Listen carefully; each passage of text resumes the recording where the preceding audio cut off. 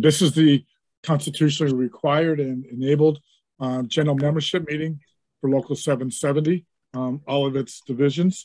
I'm John Grant, president of the local. With me is Kathy Finn, secretary treasurer, Linda Nguyen, chief of staff, Nam Lay, political and civil rights director, Cindy McGinnis, lead and coordinator of the Kaiser division, Danny Garcia, field director, Ed Gutierrez with the cannabis division. We'll be getting in a couple moments. Tonight's agenda will entail a series of campaign reports or divisional reports about what's been going on within the local over the last 3 months in particular. And then Kathy will present the Secretary Treasurer's report, which require approval of the minutes and the investment transactions. And then we'll be taking comments and questions from the membership. And the instructions, we're having a little bit of technical difficulty enabling the Spanish translation. So we may, we're going to delay for a couple minutes. Cindy was going to sing one of her favorite songs from the 80s in the interim. But as she's doing that, we'll try and figure out how we can get the interpretation secure so everyone can participate. So Ian, am I supposed to press the interpretation button for you now? Yes, I believe so. Okay. So Julie's on. It says the interpreter is not joined yet. She's in the attendee room. Let me see if I can. We need to promote her as a panelist. Yeah, she's there. Promote to panelist. I just promoted her to panelist. I believe that interpretation is not enabled yet. That's a problem too. You have to press the interpretation button. I'm getting there right now. So, I just pressed start. I'm in as panelist. Thank you. Okay, so just to let people know, we have 70 attendees, 71 now, so we do still have people joining. We have 72 attendees and 12 panelists in the meeting, so we're getting close to 100 folks. So, and folks, for the delay is this wouldn't happen if we were meeting in person. Since we're meeting electronically, we have to sort of coordinate both the panelist participation as well as the Spanish translation of what's being said. And we're just having a couple glitches. John, right Ian is on now. And Ian, you want to explain what people need to do if they require Spanish translation, please?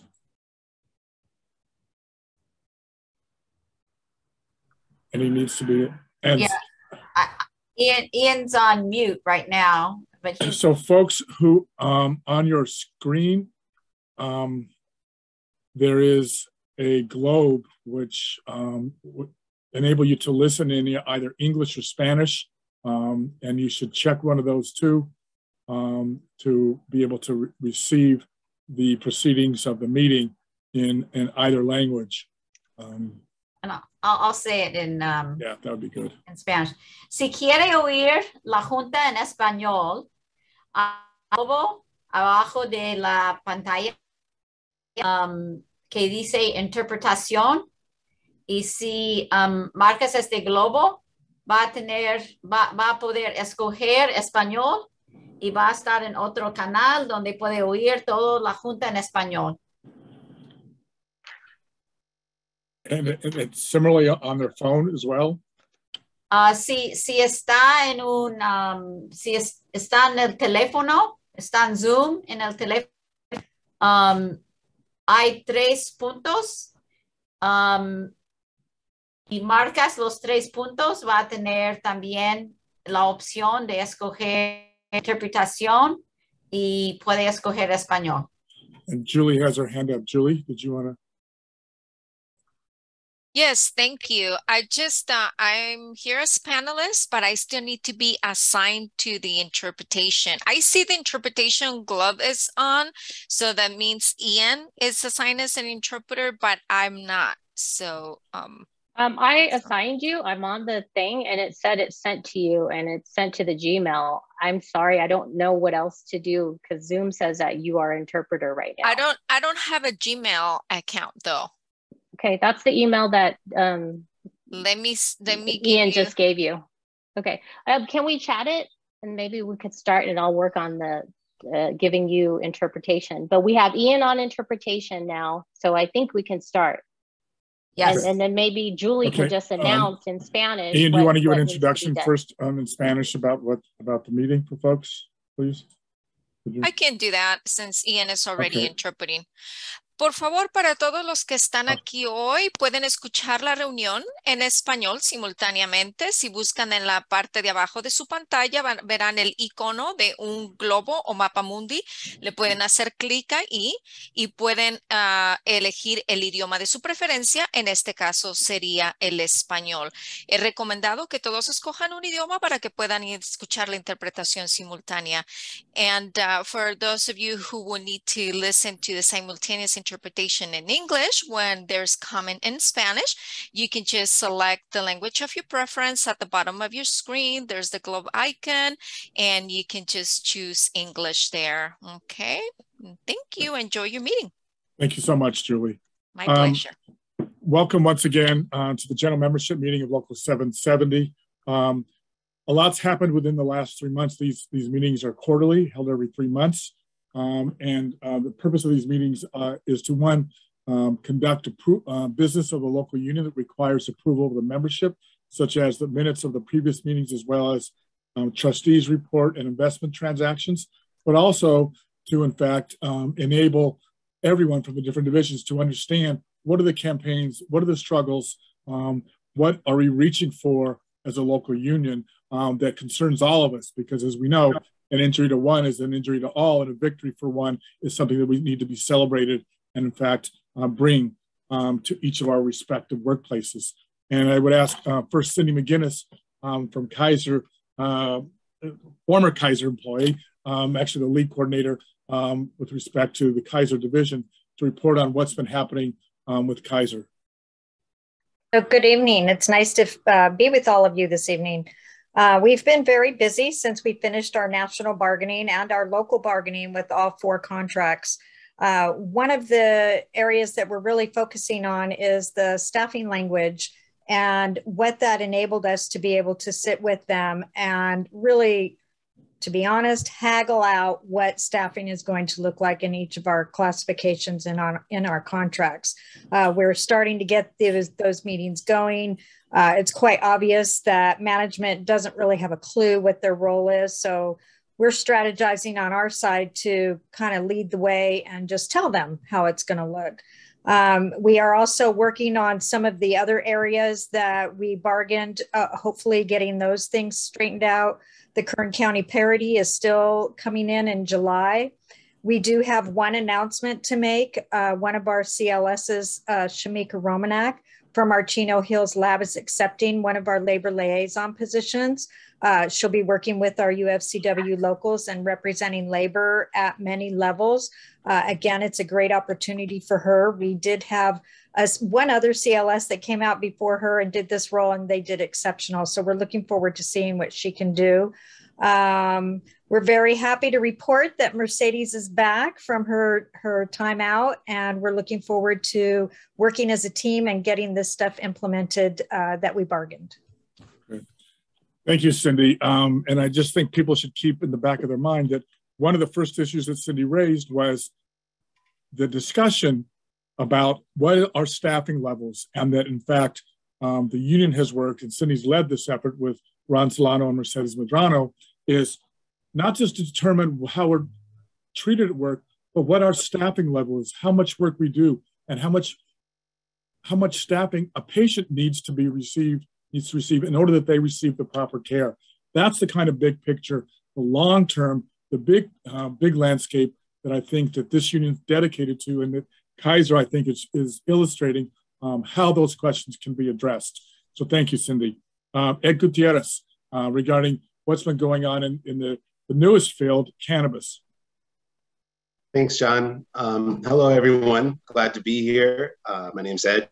from the Cannabis Division.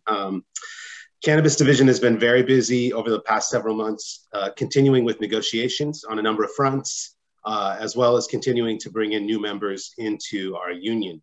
I'm excited to announce that one of the things we've been working on is planning, strategizing with our other locals, sister locals up and down the state, where we have common employers, and trying to understand what might make sense for us as a strategy going forward, where we can support one another and organize workers into our union in the cannabis industry. We've also recently settled some contracts, most recently at Liberty Beach Center in Gardena. That will be going up for a tentative agreement.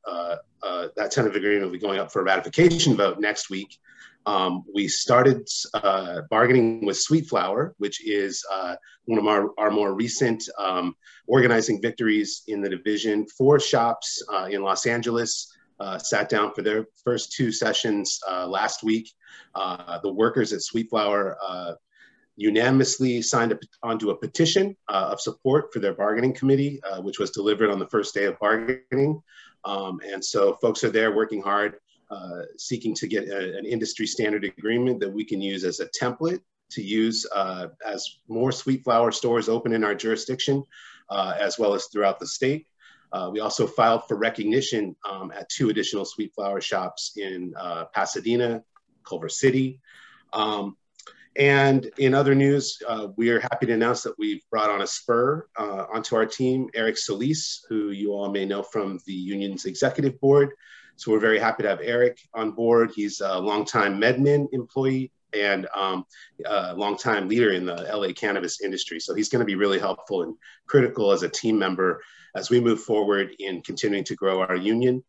We've also sat down with our communications specialist, Paula Smith, who's jumped onto the team to put together a very robust and thorough comprehensive communication plan for the division, which we're going to be rolling out in the coming weeks. So hopefully folks will be seeing more posts and more social media activity in particular, and really focusing on engaging our members in that effort, as well as putting forward the face of 770 as the Cannabis Workers Union. Thanks, Ed. And I think I would encourage all of you to follow the Cannabis Division, both on the website and social media, that basically Ed and his team are basically developing an entire new unionized division industry that's from the ground up. It's from working on the laws to beginning organizing drives to developing the idea, empowering workers at their work site and negotiating industry-wide contracts. That it's really pretty exciting what they're doing, and it's a fresh look about how we actually build power and enable people to have better lives and enjoy the fruits of their community. I'd ask next Linda Nguyen, Chief of Staff, if she could report on some of the business aspect and how we're in fact changing the shape of 770 in the way that we support each other and our work in the community. Linda? Thanks, John. Good evening, everyone. I'm Linda Nguyen, Chief of Staff at 770. As part of an effort to really think more strategically about the resources that we are shepherding at 770 on behalf of our members, and really thinking about how we're building our war chest to really fight the most effective campaigns as possible, right, to win the most that we can with you and your coworkers. We're really rethinking our strategy around all the properties that we own as the union, and really thinking about instead examining which properties are really being fully utilized and which are underutilized in order to really take the money and the value and tap into the value of those to build strength and power instead, right, on the shop floor with members, right, to build more resources, to run comprehensive campaigns like the Food for Less campaigns, like the Rite Aid, CVS campaigns, right, like the Master Food campaign recently, right, where we won really historic gains to be able to do strategic research, to do communications that is really sophisticated, to do policy and community organizing, to really support member leaders in building campaigns on the shop floor and really mounting aggressive responses to the industries and to win really ambitious campaigns. So as a part of this sort of like assessment and rethinking of our resources, back in December, December of 2021, we listed our harbor office for $4.4 million. We've received 8 different offers on the property, and after about 5 months of negotiations, we accepted the highest priced offer with approval from our executive board, which is predominantly rank and file members, and went under contract for $5.4 million at almost $1 million above asking price back in April. And so we are near the end of the process and getting ready to close potentially this Friday.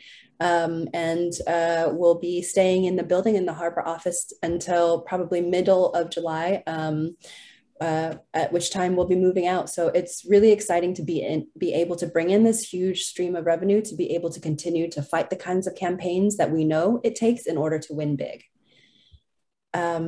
And then kind of pivoting, I wanted to talk just very briefly about the Rickacaza Foundation. So our foundation is currently structured as a charitable giving organization with its primary mission of raising money to support workers in retail, packing house, healthcare, cannabis, and other charitable organizations. And we are taking a moment to pause and rethink about whether or not this makes the most sense in terms of the direction of the foundation and the direction that we need to take in order to really achieve the vision that we've set out for ourselves, right? Which is to build member leaders on the shop floor to really build strength and power. So, you know, with a current surplus of roughly $100 billion in the state and $600 million coming down the pipe in California for workforce, and for economic resiliency and equitable recover from the impacts of COVID-19, we are working with other unions in the region to really identify the best way to position ourselves at the Caza Foundation to really tap into these resources again, right? To be able to wage the kind of campaigns we want to do, and then to be able to also grow and organize, right? In our industries and sectors that also continues to help to compound and build our power. So a part of what we're doing is just really looking into forecasting industry trends, the impacts of automation in retail in particular, and how we train and scale up our members to best position ourselves for all those changes on the horizon, right? And to get in the way and ensure that our members are really well positioned to continue to have good, strong union jobs. So there will be more to come in the coming months as we continue to do this work to explore and reposition ourselves in the foundation. Back to you, John. Thanks, Linda. And all this takes place in the context of what laws enable us to continue our fights, what laws and regulations enable us to protect ourselves and our communities, and how we're able to wage campaigns and decide what issues, in fact, should be democratically decided by those in our communities and at the workplace. And that whole responsibility falls completely 100% on Nam Le, the Director of Political and Civil Rights, who's been expert in sort of guiding us. And Nam is going to, we're asking Nam to sort of update us on both electorally and what sort of work he's been doing recently. Nam.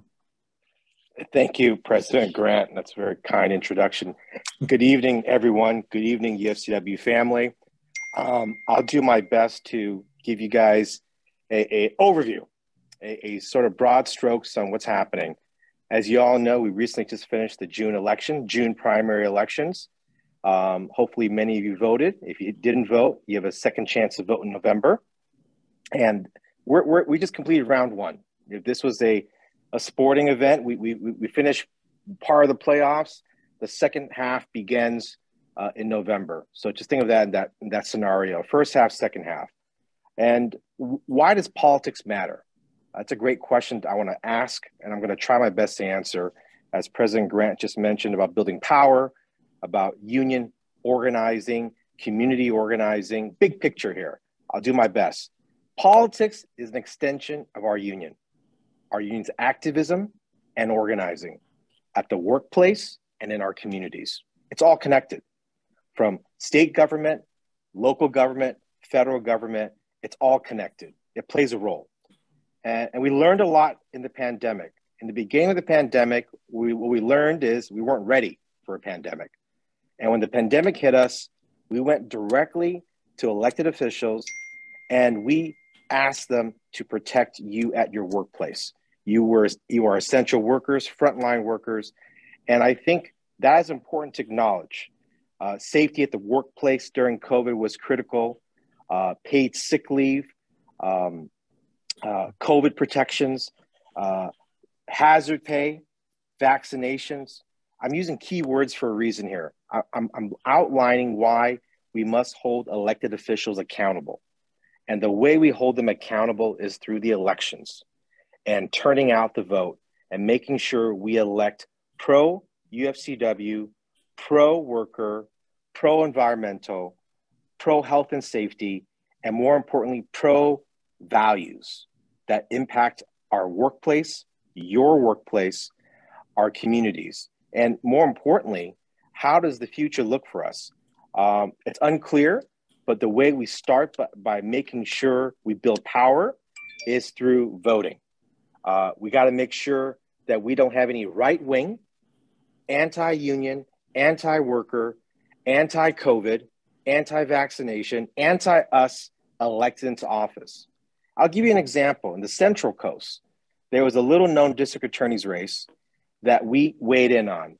There was a right-wing candidate and a pro-union candidate. And I'm proud to report the pro-union candidate did win, but the right-wing candidate was anti-COVID, anti-vaccination. And you say to yourself, well, the district attorney, why does that matter? Well, it's about enforcing the laws and the rules that we fight for. What's the point of putting good rules in place and good laws in place if we can't enforce them? And enforcement comes through many mechanisms, many levels. So I just want to reinforce that.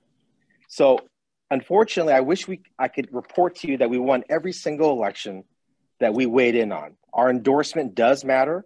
The union's endorsement matters. Your vote matters.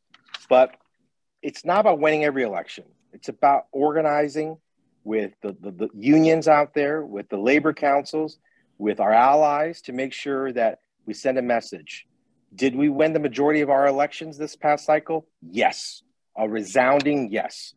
Every candidate that was pro-UFCW, pro-worker, pro-us was successful either in winning their election outright or moving on to the November election. I'm going to wrap up by giving you a summary of what happened in the state. The governor was reelected. He had a recall. Labor stepped up to make sure that the recall was defeated. He was reelected. And the trend follows. In local politics, it's still too close to call in many races. We're going to keep an eye on it. Hopefully at the next meeting, I'll give you an update. But I do want to emphasize why we're involved in politics. I hope I gave you an overview, some key words to think about. I hope you all vote in November. We will be encouraging you to vote again. There's more elections to be won, and more importantly, round two. So I'll finish that. And I also want to echo, sometimes picking winners and losers is too much to the focus. Sometimes not picking a candidate is also a strategy of ours. Wait and see approach. There's always round two. I know many of you may ask, why didn't we win all the elections? It's a matter of resources, and your resources are important. We have to be smart about it. We have to be really careful. So I'll end my report and turn it back over to President Grant. Thank you. Thank you, Dan, so much. So the majority of the activity, the bulk of the activity and the attention of, frankly, the whole country centered around the retail grocery negotiations, which took place, and for a number of our markets and the chains. And I'd ask Danny Garcia, field director, to sort of recap and review with us exactly those historic victories. Thank you, John, and good evening to everyone. So since our last meeting back in March, we've been really busy with all the contracts in the grocery. And back in March, we were dealing with Rouse, Vons, Albertsons, and Pavilions contracts. And at that time, we were doing a lot of actions, whether it was petitions in the store or having, CAT teams, contract action team, our leaders come together and, collect signatures for the petition, doing delegation to their management. It all led to, having a bargaining team at the table, that was really pushing back on the company when we were in negotiations, but they were the face of the campaign, right? Our mission here at 770, our vision has always been to empower our members, to put our members in the front line, and we would support them in any way possible. But this was your fight. And that's what happened from March to now. We were able to ratify a deal with Ralph's, Albertson Bonds, Prevalence Company, historic, right? $425 over 3 years, $2 upfront for all the top pay except the courtesy clerks, right? They also, the majority of them got a 95-cent increase. But we also got more hours for our part-timers, those who are available. We got a safety committee member during COVID and prior, during COVID and continuing, there's been a lot of violence in our stores, in our place of work. And so we heard through surveys, through our members, that it was really important to have a voice when it came to their safety, not only working conditions, but just to be able to address any kind of safety concerns they had. So we were able to accomplish this. But this also continued over to Stater Brothers, who the contract even improved, right? Getting, having a pathway for our service deli and bakery workers to become and move into the food clerk grocery wage scale, right? And right after that, Galson's came behind, right? Galson's got the same deal as Ralph's, Albertson Bonds, and improved vacations too, right? If you were hired after all 4, you were able to get your holidays, not vacation, holidays sooner. And Super A, family-owned business, able to mirror the master food contract, right? Even though they're small operating business, they were able to do that. And as I'm speaking, we're voting Red Shout today, which is our sushi chefs inside of Galson. We're going to vote Vicente Foods next week. Our Food Max, we have 2 stores up in the Central Coast. They'll be voting hopefully sometime next week. But without getting too deep into all the historic gains, it was also made possible going back to 2020 in the midst of the pandemic. We had Zoom negotiations with Food for Less, right? It started there. We brought together a bargaining team, right? A committee of members, and they were the faces on Zoom representing their co-workers. And it was through them that led to them getting a good contract, but also had a kicker that connected them to the Rouse race this year in 22 and next year, 23. So they had, as many would say, a dog in the fight, right? They had something to gain from the master food, and so they were participating. Then we moved on to drug, Rite Aid, CVS, and again, not only member-led, but the bargaining committee. As many know, as we continue with the different bargaining committees, we learned that they were the oxygen in the room. We would go and give our proposals, and the company would slap us with the no, can't do that. And our members would push back. And just hearing our members push back, it brought that oxygen back in the room. It brought that life back in the room. And like we said, our goal, our mission, our vision has been and will continue to be to empower our members. And whatever, if that's through continuing monthly calls with our CAT teams, our contract action teams, our stewards, our leaders, we are committed to that. And we're going to continue to have those calls to push forward, but at the same time, trainings, right? If it's OSHA trainings for our safety committees, that we gain that language in all the contracts. Now we got to get them started, right? That's another voice for our membership to be able to push back on management when they're not keeping their end of the bargain, right? We have had tragedies, whether it was COVID or violence in our stores. We have to make sure we do everything possible to prevent that. And we have to hold your employers accountable. And that's what we are giving our word that we will do here as your 770 representatives. And we also have to keep in mind that throughout this, it's one thing that we all want to keep in mind, and that we are one, right? That's our theme. We stand together, and let's not forget, we are still in the midst of negotiations for our pharmacist brothers and sisters at Rouse and Albertson Bonds and Pavilions. So, you know, we're going to keep pushing, and we're going to be having an action coming up in on the 28th of this month in West Hollywood. We have flyers that are starting to circulate in the stores. You can find the information on our website, and we encourage all of you to support our pharmacists through social media. You can make a video and you can send that to your rep or to your steward, and we'll get it on the web, or come out to the action if you're available that day. I'll pass it back to you, John. Thank you, Danny. Excellent report. And where we have to view these things, as Danny outlined, I think what was an historic campaign and contract, is we can't allow these campaigns to like be successful and then walk away and go somewhere else. And I'd ask Kathy to both talk about how we plan to strengthen the union moving forward, and an update in a couple other areas as well, if you would. You're on mute, Kath. Sorry about that. Hi, thanks, Jim. So I just want to say this is super exciting to see so many active members. And when I look at the list of folks who are on, and we have 175 people on right now, and I look down the list of who's on, and I see so many names I recognize from the bargaining committees that we've had, from the Kaiser negotiations, the Food for Less negotiations, the drug negotiations, Overhill, Farmer John, and all the and cannabis, all the places that folks have been active in, and to see everybody on this call is very, very exciting.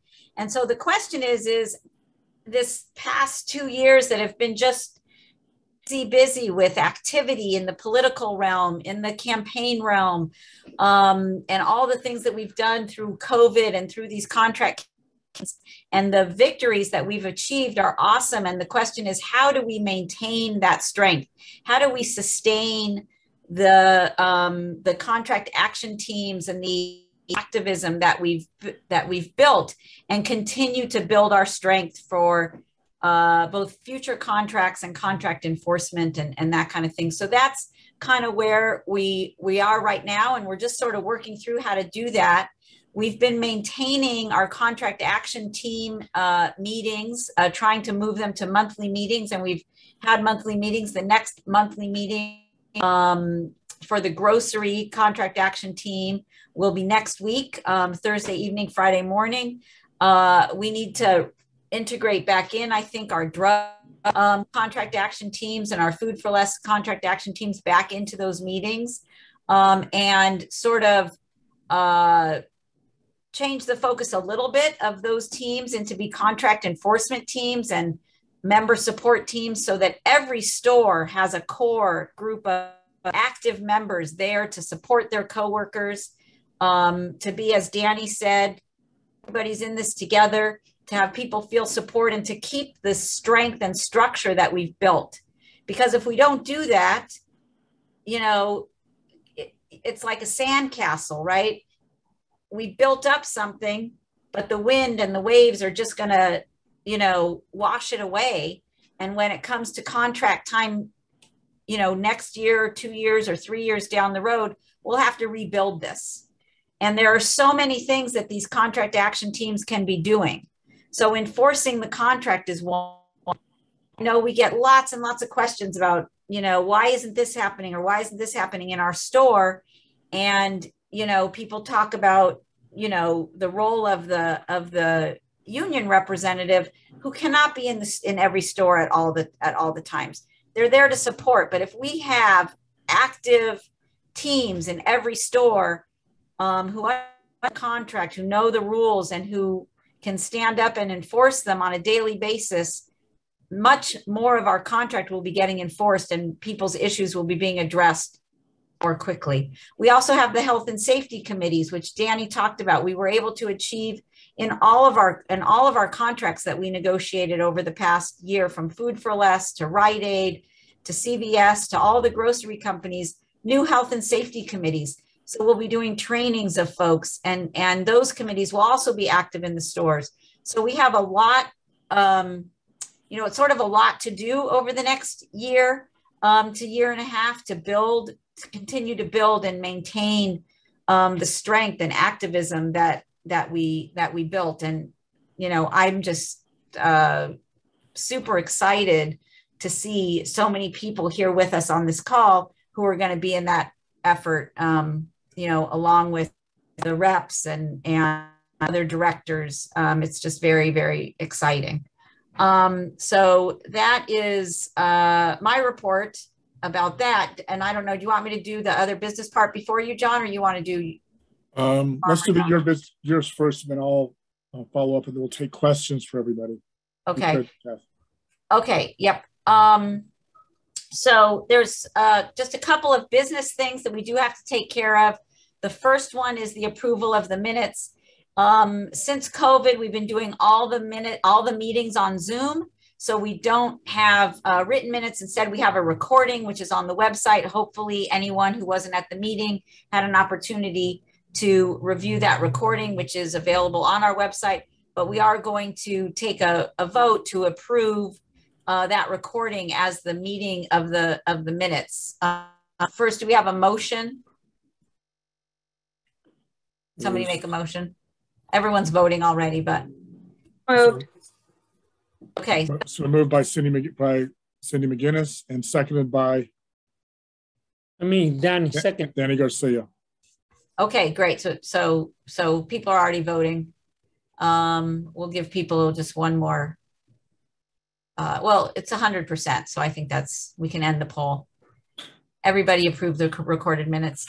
The second order of business that we normally do is the trustee report, which is the financials. And we're not going to do the approval of the trustee report this time. It's not available. We've had many changes in our accounting department. And the controller, Paul Edwards, retired. That's another big, actually, piece of news over the last quarter. Paul Edwards retired.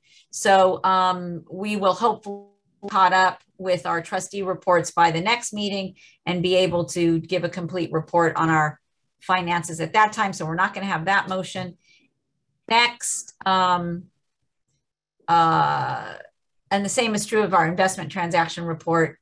And then the next report which does not a vote. I'm just going to give an update on our monthly membership. This is for the month of May. We had a loss of 174 members in the food division, a loss of 20 members in the drug division, no change in general sales, a loss of 8 in the professional division, no change in the barbers or beauty culturists, a loss of 8 meat cutters, a loss of 119 in meat packing, an addition of 2 members in cannabis. So that's the one bright spot, for a total in the month of May of a loss of 327 members.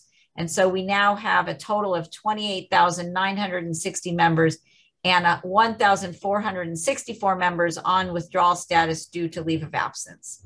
So that's the membership report, and that concludes my reports. Thank you, Kathy. You know, historically, the reports of the directors and the campaigns was done within 16.5 minutes at the beginning of the meeting. And one part, I apologize that these reports are going on so long and I've yet to give mine. But on the other hand, I think that represents the breadth, you know, and the diverse character of both the union as well as the number of campaigns we're ranging. I mean, if you listen, I mean, from what Cindy's talking about staffing, you know, in our medical facilities, Ed, you know, switches in terms of building up a whole new industry out of scratch. Linda's talking about how we, in fact, change the resources that enable us to, in fact, carry on more stuff. Nam's talking about the political efforts that we've done, as well as Kathy and Danny's report on retail. It's a depth and a richness that this local has.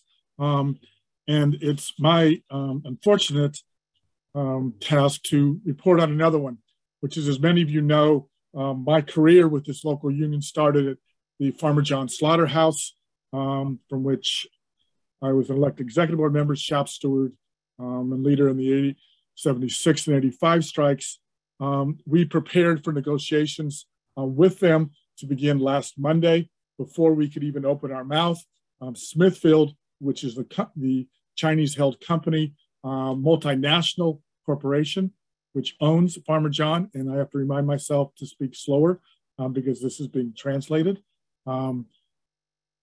announced to us that they were going to close the plant in February of 2023, which is curious, citing that there are costs apart from the collective bargaining agreement of cold storage, transportation, property taxes, fuel, as well as limitations around the development of young hogs and the pens that they're housed in. It led them to the decision to close the plant, which is curious, speaking with a number of financial and business consultants, that no one buys an operation, and Smithfield only bought this operation 6 years ago. No one buys an operation without making a deep and thorough assessment of what the costs are.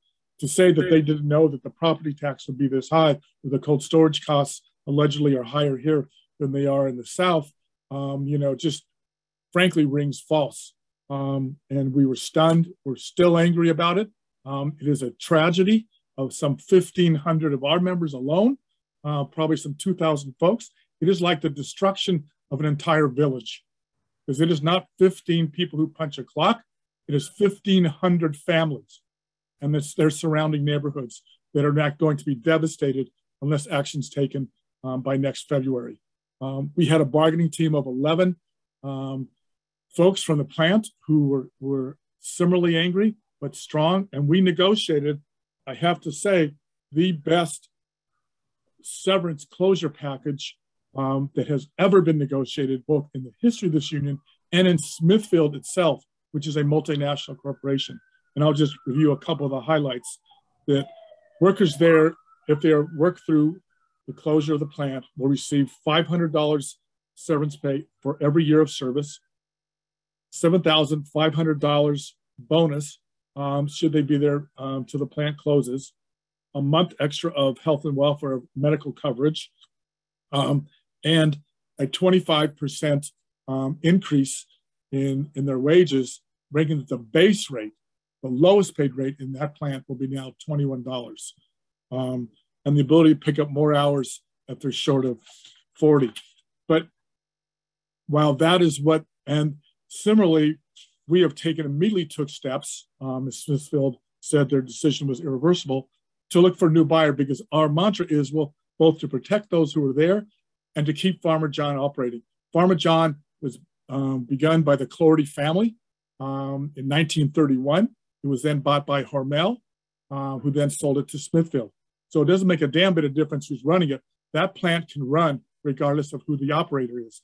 And so both Nam Le, who you heard earlier, we've contacted both the Biden administration, and we are getting the cooperation of the Secretary of Agriculture, as well as the Secretary of Commerce and the USDA to provide funds in order to enable the new operator to be able to operate, as well as the governor, which has put together a task force to examine it, the state legislature, and as well as the Attorney General and the Insurance Commissioner to look at. And we have been engaging in discussions, solicitations, because Smithfield refused to do this with other operators, and looking to the possibility of who can then operate.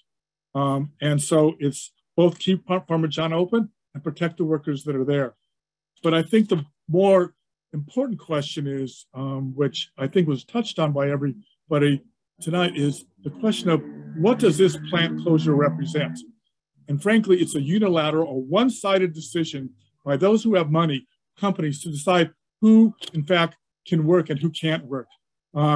We have fought this idea that is only one person's idea, one company's idea of what wages to be. Unions have fought for over 200-300 years, in fact, to raise wages, that in fact it is our decision in as much as their decision. Similarly around medical care, pension, the amount of hours you work. when you get a break, if you get vacation, if you get sick leave. Those were all decisions that used to be reserved to those who owned. That it is what often is called an existential question. It is who determines existence. We found during COVID that, in fact, the question was put squarely in this country: who decides who lives and who dies? And we fought to make sure that it wasn't just the companies, and those in the corporate suites that get to make that decision for the number of protocols. And it wasn't perfect and it wasn't complete, but we took that terrain, part of that terrain, back upon ourselves. We have fought for some 30 years about who decides who gets the right to have grocery stores in their community, as opposed to this apartheid system where they decide which, if you're a community of color or you're too poor, you don't get a decent grocery store in them. And the similar question is that we have to decide is who gets to work and who doesn't. And that's the issue, I think, that we have to answer, that we have to, in fact, move to, in fact, broaden our perspective, broaden our vision, is to take that question as well as on our shoulders and part of our agenda. Is that that's what this union does. It doesn't concern ourselves but only with individual grievances and individual problems. Well, those are important because that's why we have a contract. But it is the bigger pictures of wages, hours, working conditions, and beyond that, what our communities look like, who houses our communities, what services or medical facilities are available in our communities, are grocery stores available in our communities, and in fact, can jobs, which are so critical, as we found out during COVID, that the food supply, in fact, was to be protected, and that those of you who are essential workers, that protections began to be raised around protecting all of you who are essential, that not just the question of whether or not you can live, but whether or not you can continue to live. And these decisions cannot be decided unilaterally. They cannot be decided alone by someone else. Smithfield never came to us, never, and said, we've got some problems with this. But we're going to change that table. And that's got to be one of the criteria that all of us look to think broader. Don't allow us to have blinders on what issues can be decided and what issues cannot. That's what unions are about. It's about collectively engaging and interacting. These are our jobs. These are our plants. These are our stores. These are our medical facilities. And this is our community. And we have the right to determine who gets to work and who doesn't get to work. Where is that work going to come from? And that's, I think, an agenda that we have to, in fact, push ourselves to, in fact, take up these broader questions. And so it is a fundamental question that I think we have to begin to address and be big enough to shoulder that responsibility. And as Dan said earlier, we have to make sure that those who come to us for money, that we're not an ATM for elected officials, but in fact, we are in fact the author of what they are going to say on the legislative floor, what they are going to write in terms of the bills and the regulations to protect us. That is what our job has to be. And we have to figure out how to marshal our resources to be able to do that. With that, I think it's an opportune time, and sorry that it took this long to get through our activities, but it's been a packed month of activity and changes that open it up for questions. And I don't know who's doing the questions. So I'll help with the questions. There is one in the Yes. Q&A that somebody asked for an update about what's happening with the pharmacy negotiations. Yeah. I think Danny gave a little bit as part of his report, but maybe we want to just let folks know we have a meeting next Monday, the 20th, will be the next meeting. Currently, Negotiations meeting. Negotiation meeting for the pharmacists, and this is the pharmacists who work at Ralph's, Vaughn's, and Albertsons, as Danny mentioned. Their contract is still open. We have not reached a fair deal for them. The company is not offering them even the same increase, even close to the same increase that the clerks already of a total of $425.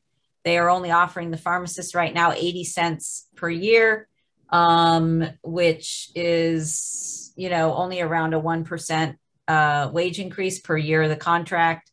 a total of $2.40 over 3 years, which is far below what the clerks received. So the pharmacists are not happy about that. There are also 2 other very major issues in those negotiations, one being a part-time guarantee for pharmacists.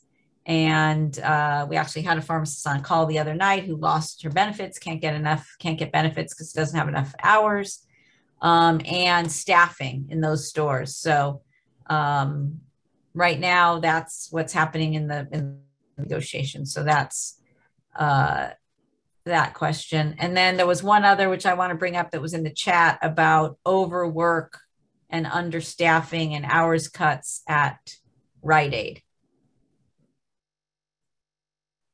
And I don't know if you want to address that one or you want me to.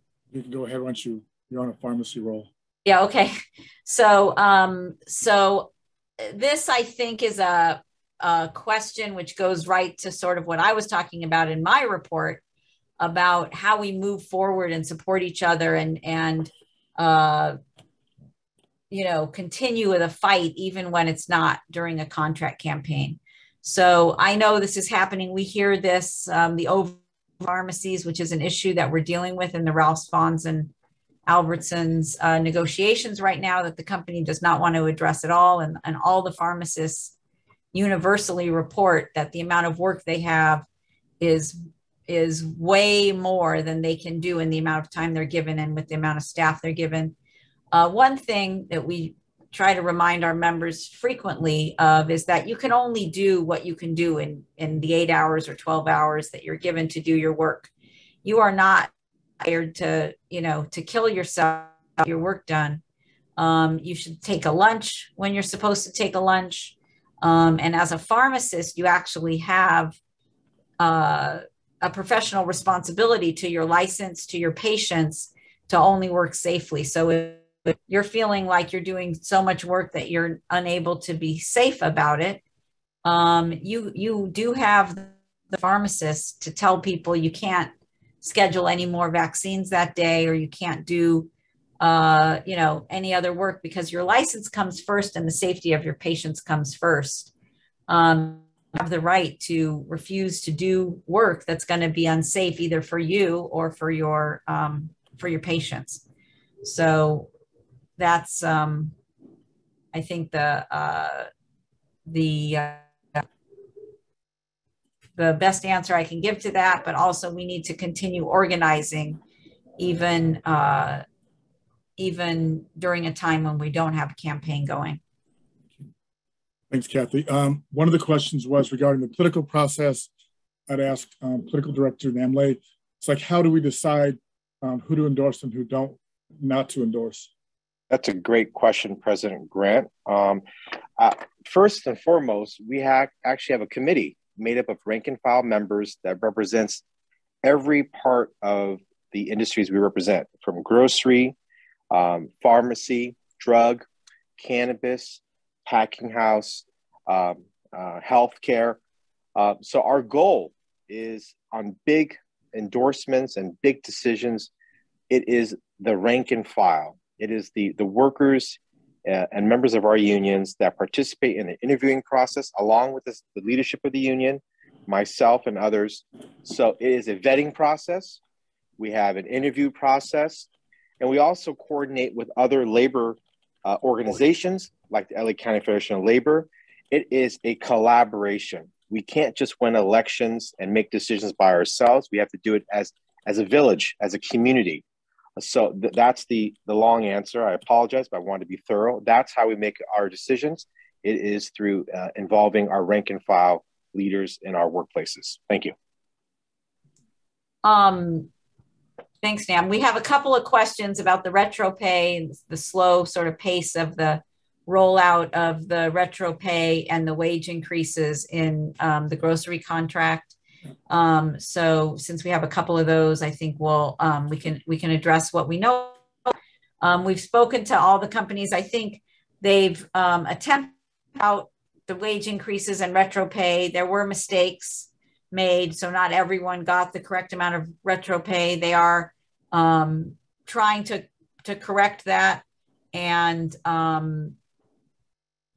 you know, I think that one thing we did not, which sometimes is put in the memorandum of agreement, and I would say this time was not, is a deadline for that should be done. We do have a past of having it done within 30 to 60 days. We're currently right at or just past the 60-day mark.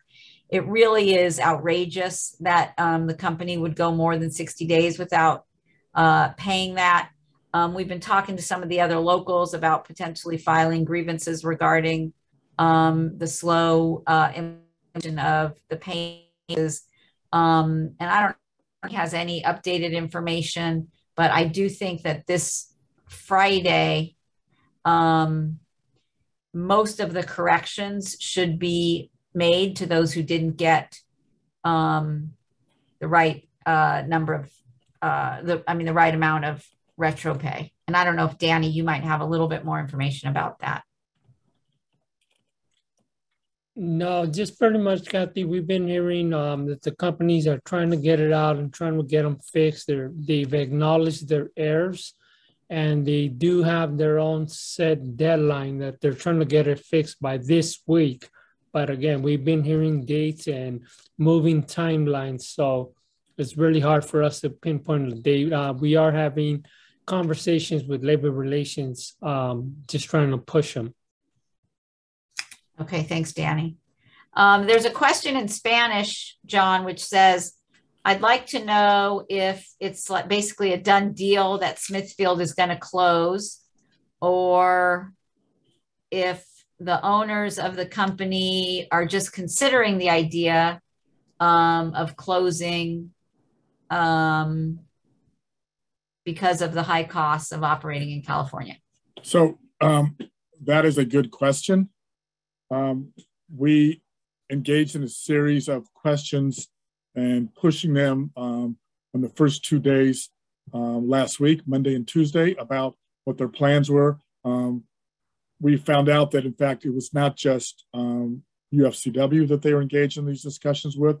It was the Teamsters, as well as the operating engineers, who frankly just waited for us to negotiate the closing agreement. And then after our labor just copied most of it that we got a little bit more than they did at the table. But so they've done that. They similarly have notified the hog pens farmers, the hog farmers in Arizona, California, Idaho, and Utah, that in fact they are selling off those farms as well. Utah, they own and rent or lease some of them, so that all down the supply line, they are making changes that indicate, in fact, this is not just for consideration. We, two things.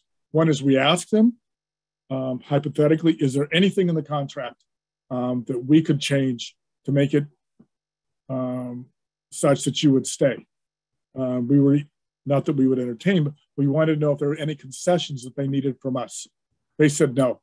There's nothing we can do. That, in fact, the labor costs from California were not the reason at all. And if you know, those of you know, if we're familiar with Smithfield, the highest paid Farmer John rate is lower than the base rate in Nebraska. So it was not the labor contract here. It was sort of extra contractual issues. But to your point, in fact, the state of Utah has called for an emergency meeting regarding Smithfield's withdrawal from and selling off of its hog farms and its cutting of production there, as the impact that it will have on the state of Utah. So it is one that is widespread. We've checked with our sources around the country, as well as the U.S. Department of Agriculture, the USDA, the docs who inspect, and everything confirms that this was a decision made by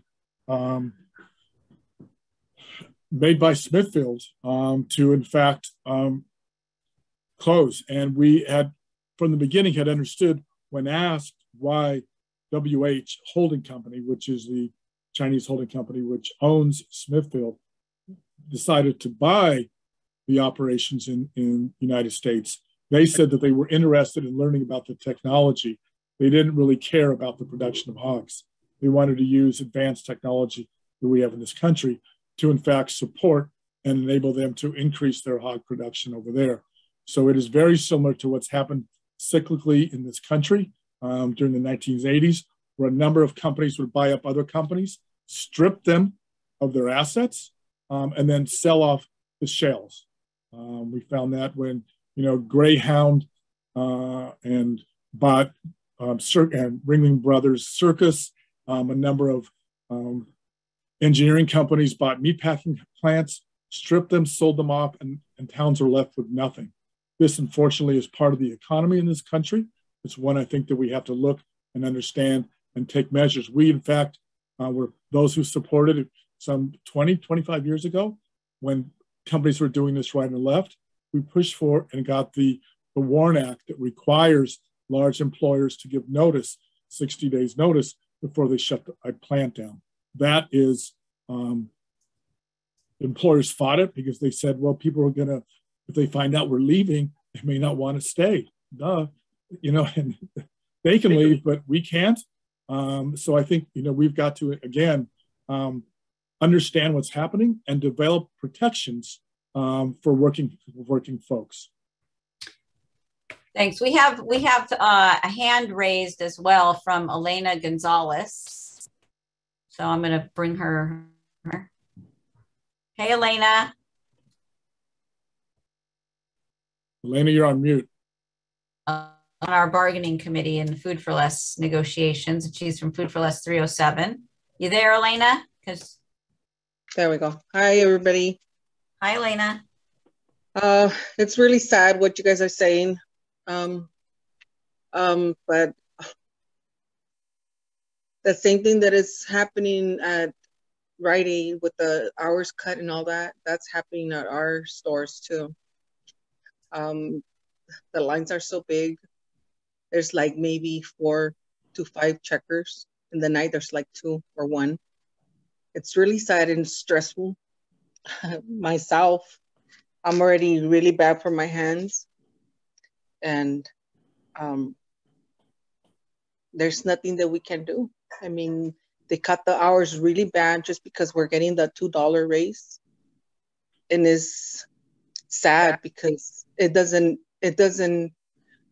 make a difference on our pay, because the little bit of hours that they're giving us. I'm lucky because I kind of fight and I try to, take some hours or whatever, but there's some that they have like maybe 16 to 20 hours, and that's really sad because you cannot live with that.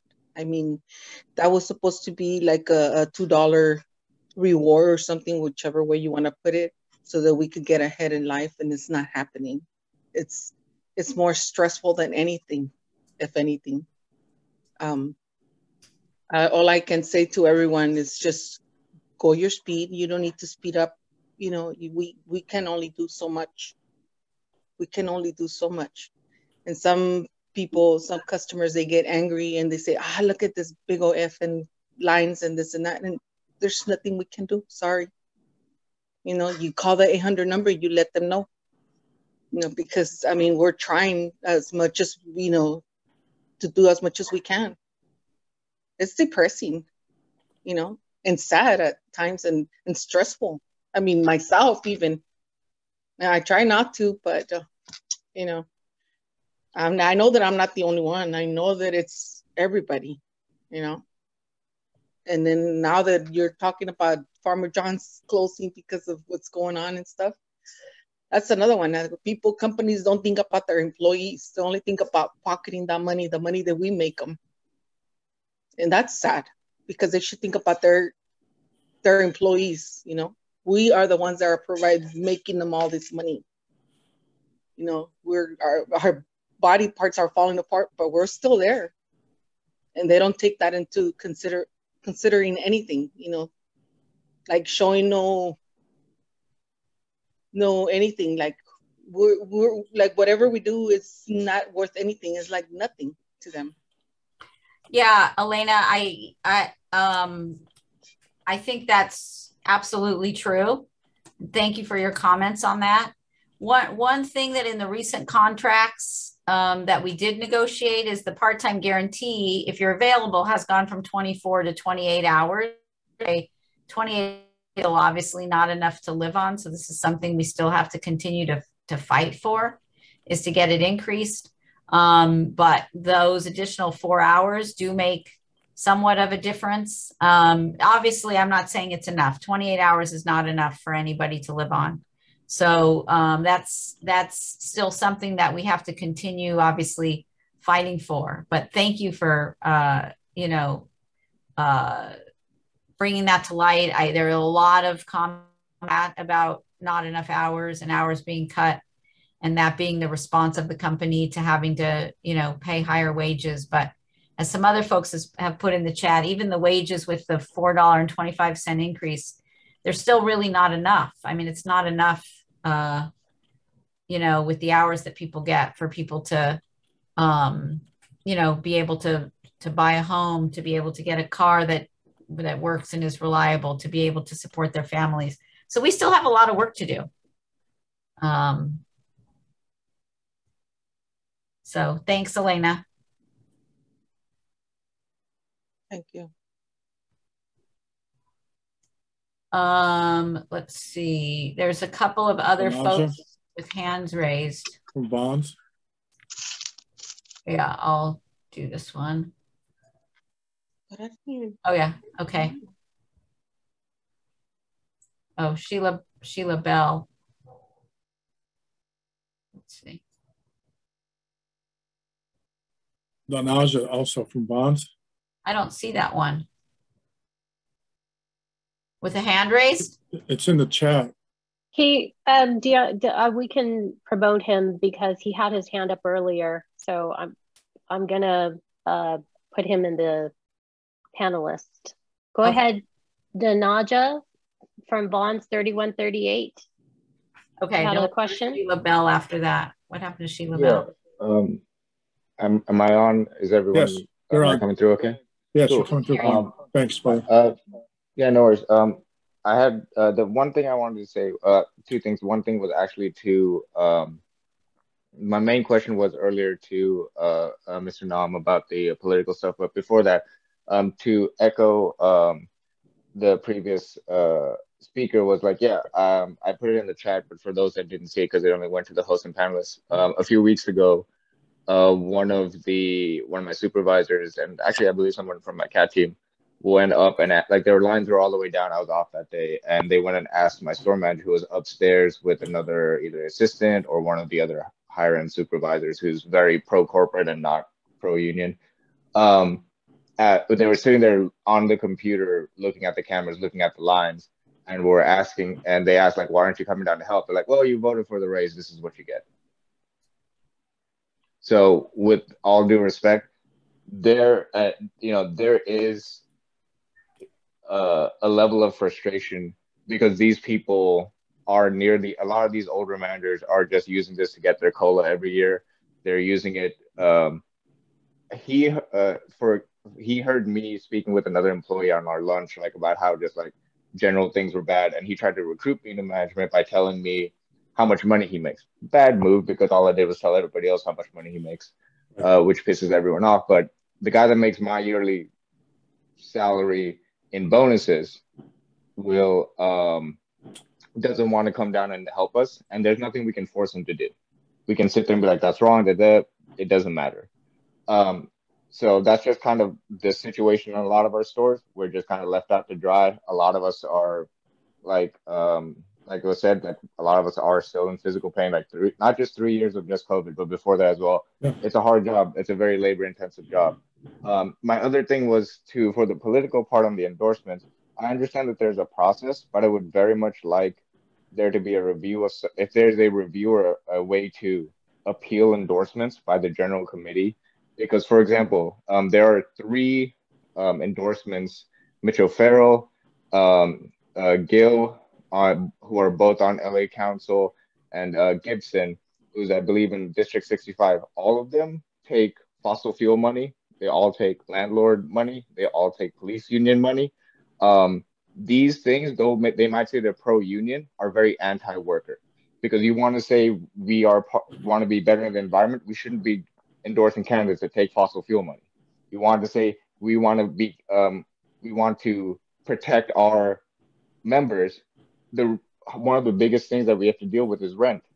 And one of the biggest things we have to deal with in our paychecks is the increasing rise of rent and how difficult it is to just have a roof over our head.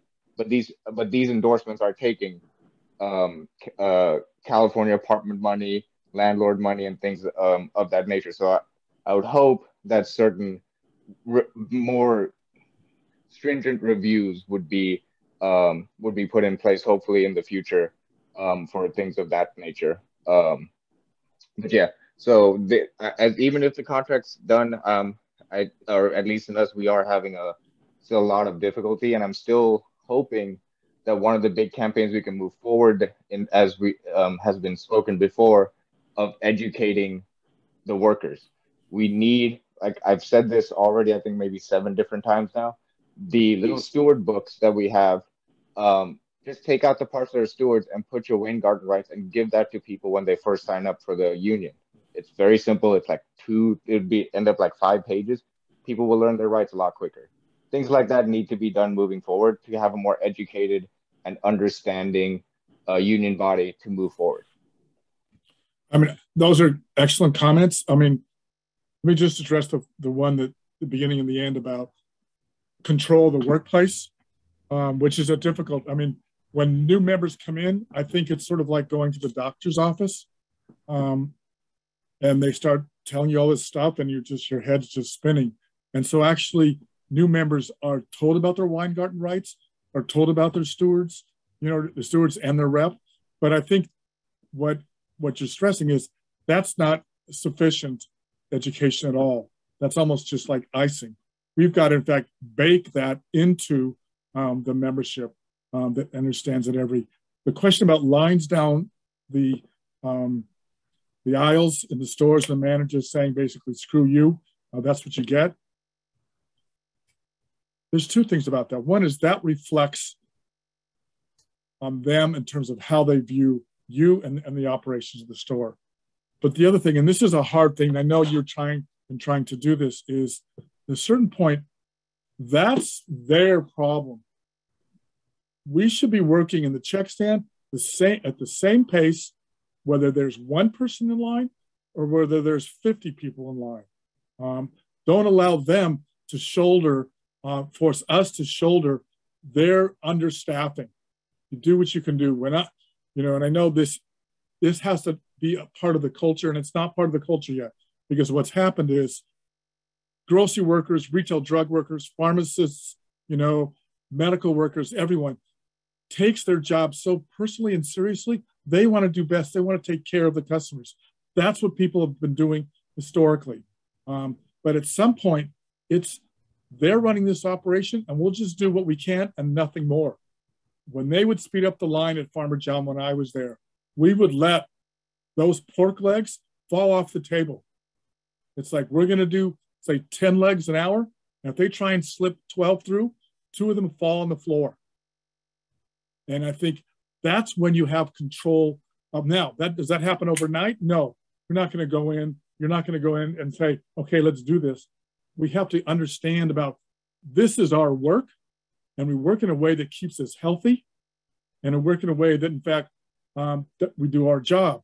But we're not going to allow the boss to put his laziness, on our shoulders and have them. Basically, what's happening is they're using what he said. No, and you're exactly right. I know this, and it's a mental toll, and the stress is what they're saying is we got the raise, so the way that they're going to pay for that raise that they're giving us, they're going to exploit you further and make you work faster and harder.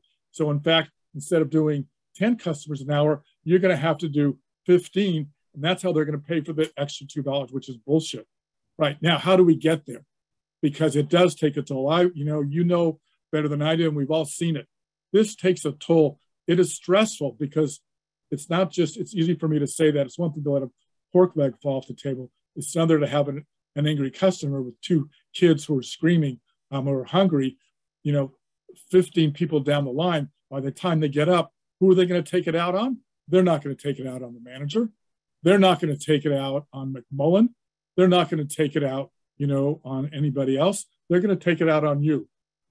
And that's the thing that's difficult. And I understand it because no one that interface that you have, that medical workers have, that cannabis dispensary workers have, that drugstore clerks have, the pharmacists have, that connection is double the stress, not just the stress of work, but the stress of the consumer interaction.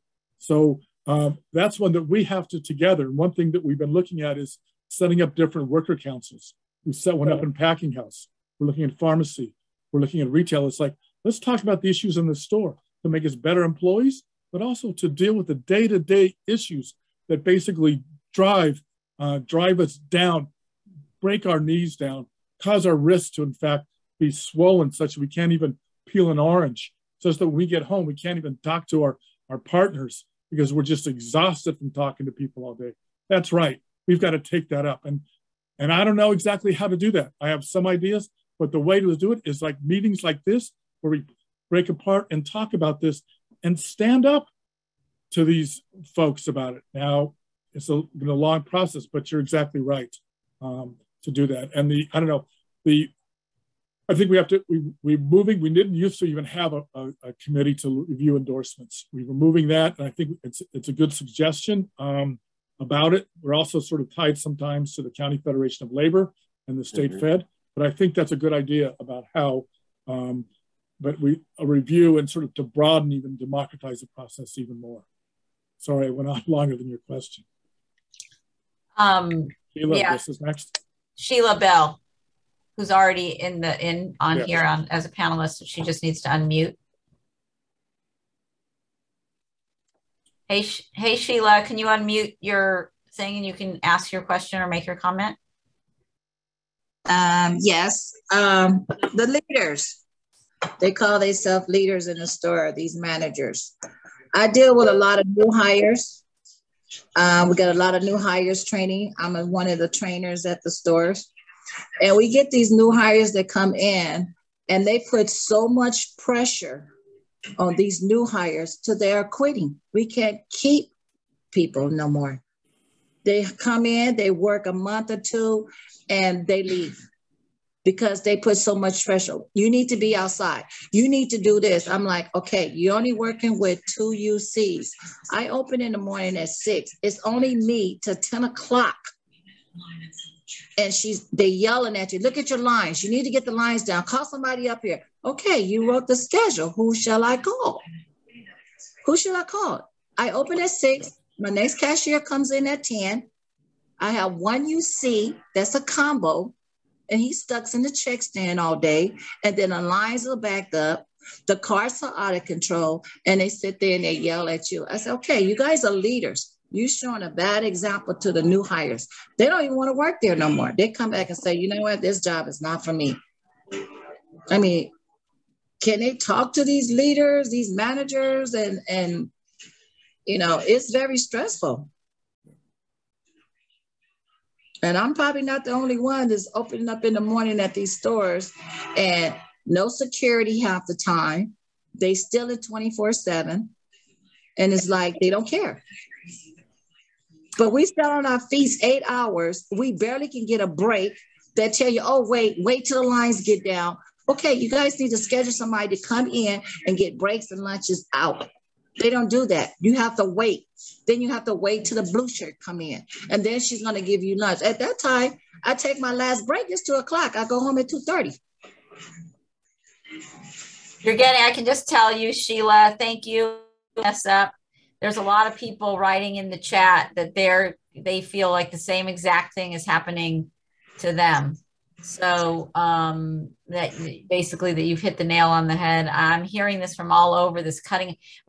What's it's so frustrating is that doesn't even give a good experience to the customer.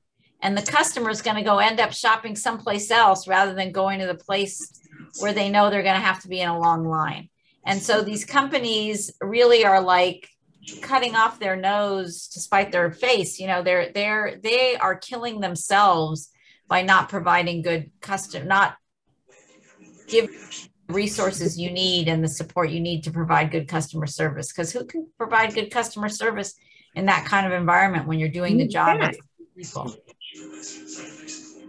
So, you know, that's I think one of those things, you know, I think John earlier was talking about looking maybe broadening what we look at as things that we can, you know, put into our contracts or force folks, you know, force the company to do. And maybe we need to look at, you know, making required staffing levels. I know we already have Cindy, Bedrock and some things like that, but I think we do need some required staffing levels to be able to serve the customers. Right. I think, I mean, Cindy, what Cindy talked about, what they're wrestling with and pushing Kaiser is staffing. And it's, you know, Kaiser kind of gets it, as hospitals do, is that if I make a patient wait a little bit too long, they may sue us for malpractice because something bad can happen. You know, it's like, I'm not too worried. Maybe the milk will be a little bit warm, but I don't really care if the customer has to wait 25 minutes in line. We've got to figure out to take that staffing ass and like look to how the Kaiser staff and employees have pushed that issue. I think that's the other one is and I think we really need these worker councils. I'm convinced now more and more to just within our craft, just like directors have it, you know, their own craft councils. We have to bring back this idea of a craft, because the health and safety committee, maybe the first order of business is the stress that cashiers are having from both customers and management around long lines and no support staff, not being able to go to, everybody in retail, right? Not being able to go on break. I mean, one of the pharmacist bargaining committee members talks about who works a 12-hour shift. After her 8th hour, she no longer can have anything to drink, eat, or go to the restroom because basically she has no support. She's in the pharmacy cage by herself. That same crap is happening to cashiers, and it's being pushed all throughout the whole store, the service deli as well. And we've got to figure out how, you know, that may be the next issue. You know, it used to be 10, 12-hour days, used to be 6-7 days a week. This may be the issue that, in fact, we need to galvanize and move our membership around to take up, because we know pay is one and benefits, you know, is two. But if the work is so horrific and deadly, you're not going to be able to collect that pension. You know, there's not going to be enough medical benefits to be able to get you out of the ward because they've driven us crazy. I think that's an issue. I think we've got to, you know, spend a lot more time really examining and pushing on. We got 3 more folks with hands up, so maybe we can run through those pretty quick because we're getting close to 8:30. Yeah. So maybe we can just run through those real quick. I'm going to go through the last 3 and then. Okay. So we got LaTanya Forrest. Hey, LaTanya.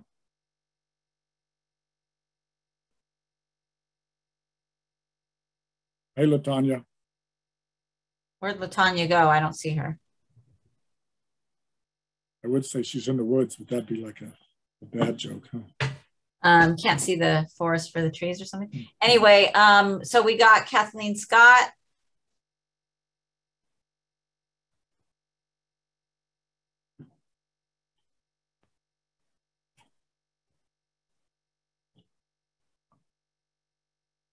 There's Kathleen. Okay. Can you hear me? Yeah. Hi. I promise I'll be short. Okay. As a shop steward, I hear everything you've heard. I've heard it. I hear it every day. I see it every day. And no, it's not just cashiers. It's every single person in the store, because they're cutting hours every place they can. And then they're bringing people from dairy or produce up to be in the register or to bag or to whatever. So their jobs are falling behind. They're getting pressure, all of that. We're seeing a lot more aggression from every level of management, not just the top of the stores, but the front end managers and the deli managers, because they're getting pressure. And as we all know, the poop rolls downhill. As a steward, I listen to a lot of things, but I can't do that much. Right? I can take notes. I can offer suggestions. I can tell them, look, you are going to get that extra pay that the contract promised. It's just, there's a mess going on right now. I promise it's not just you, it's happening. but I need more tools as a steward. I need to be able to get in touch with other stewards more than once a month. I need to sit down with them. I need to pick their brains. Every single one of them has come up with a little teeny tiny solution for something that I haven't even thought of. Maybe they don't know that if you get your shop steward cards on the back, your Weingarten rights are written out. You can just hand out these cards to everybody who comes in. It's got your phone number. I'm a steward. I don't know what I'm doing, but I do know how to get you the phone number to somebody who can help you. You know, that is it. Before we get committees, you know, we need more steward communication, because that is your immediate union strength in the store. And we need that right now. We need people. Yeah, good point. Well done. Excellent. So I think that goes to the point, right? We figured out a way to bring stewards together. We have one plan, but I think on a regular basis, we have to be talking about this. Yeah, I mean, even if we make these steward meetings twice a month and we make them for a half an hour just to see if somebody shows up, because I have a feeling a lot of them are just as desperate as I am. Yeah. I mean, you can't see what's going on and not be able to do something about it. It's terrible. I mean, I have my pat answers. You don't make management paid. Don't take on management stress, you know, that kind of thing. But everybody else knows more than I do right now, and I want to know what they know. And I think we've talked sometime about having smaller, like regional steward meetings, even like within a reps district, and having, you know, the union reps get their stewards together on a more regular basis just to talk in certain areas. And that goes back to kind of the point John was making about workers. I think that's something we need to talk about. So come on the CAT team meeting next week. And this is something I think it's a great idea, and I think we should talk about. Yeah. Or, I mean, get a 770 Union Steward private Facebook going. I mean, something, you know, so we can talk. Anyway, thanks. Thanks, Kathleen.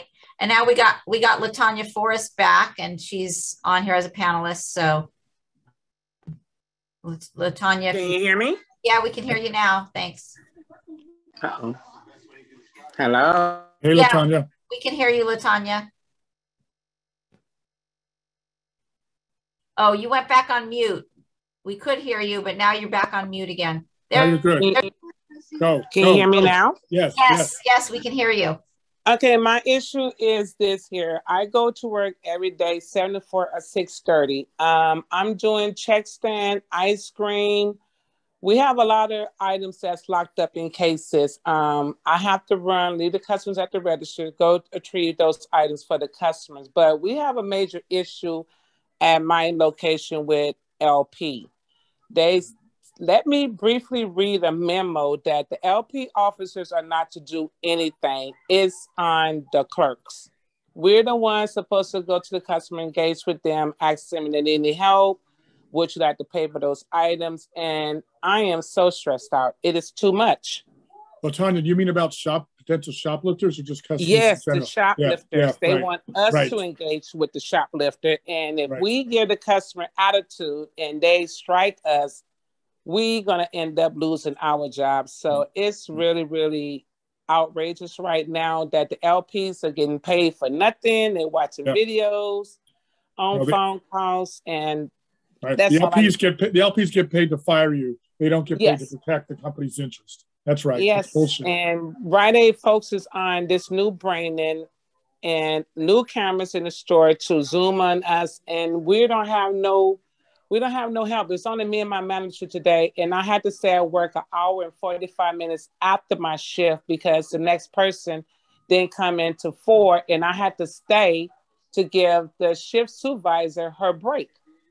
So it's too much. So that's my point of view. Everything that's going on with Rite Aid, that they're focusing on the wrong thing and not the associates inside the store. Thank you, guys. Thank you, LaTanya. Thanks, LaTanya. One thing I just want to say about approaching a shoplifter, you know, based on things that have happened in the past year, I would say it's very dangerous to approach a shoplifter. And I know the companies tell you to do that, but I personally don't think your life is worth doing that. You never know, or your safety. I think it's unsafe, and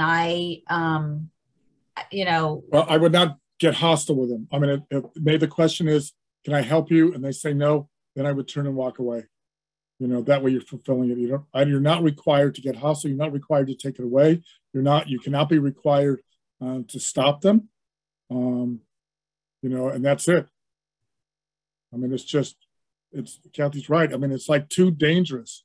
So you know, there are some people who, you know, you may want to ask to help, but that's it. And then we know, I mean, Rite Aid, you know, LaTanya and everybody else, we had a young man from the Rite Aid in Glassell Park who got murdered because he tried to stop a couple kids from stealing beer. And that beer, that loss was Rite Aid's loss. It wasn't Miguel's, but he lost his life because Rite Aid made him think that they couldn't lose, you know, the $30 worth of beer. It's just wrong. Okay, so, well, the next question was going to be Hermione Sanson, but to ask the question, let's see. Oh, there she is. Okay. Hello, everyone, and good evening.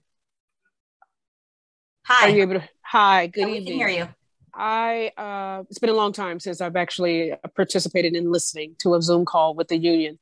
Tonight just happened to hit every point that I was having a conversation with one of my essential workers who has worked for the company for 29 and a half years, who has found herself very disappointed in the contributions that have been now given to her in regards to retirement. However, listening to everyone's point, everyone is on point. I now see why I'm frustrated, because my union is frustrated. One thing I would like to see on a local stand is to see my union reps to offer more engagement, more encouraging words of understanding of how the union actually works. We are seeing now filtered with a lot of new hires, a lot of young kids who are being put to the pressure of all the duties at hand on their second day of work, literally on their second day of work. They're throwing them into cashier's class. They're trying to get them to understand how the codes work. It's frustrating. So all of you, on every essential standpoint of working under the Kroger company, our key word today is stress. I just want to offer some encouragement to try your best to find a peaceful place when you're off work, because our society now is driving us crazy. Gas is driving us crazy. And right now, we all have a level of frustration. And to the president of the union, thank you once again. I love your frustration, because it just gives me more incentive to go to work at my pace, during my time, at the hours they work. I clock in, I clock out, I go home, period. I have come to the conscious decision that as if you want me to do this job, this is the job I'm going to do. I'm not going to do any further. Why? Because I see that the company has decided that, yes, if this raise is going to be essential to us, then we're not going to offer you anything. We're going to make you suffer. So why should I work hard mentally or physically? All the pains, all the aches, plantar fasciitis in the feet, we all have it. Okay. Once again, I know we're on a time limit, but just you guys, let's find this peaceful place and just be at peace. We have to, because that's the only way that our family's going to benefit. That's the only way that we're going to benefit. We got to relieve the stress. Okay. Until we can find a common ground with the union and the company to figure out what's best for both sides. What is best for both sides. But I would like to see union reps come in, because even right now, I don't even know who my shop steward is in my store. And that's awful. But I'd like to see the union rep come in and say, hey, this is what we have planned. I'm with you. What don't you understand? What should we discuss? What kind of literature you need? Whatever. Even if it's just a basic contract. Some people don't know what contract, which contract. It's nuts right now.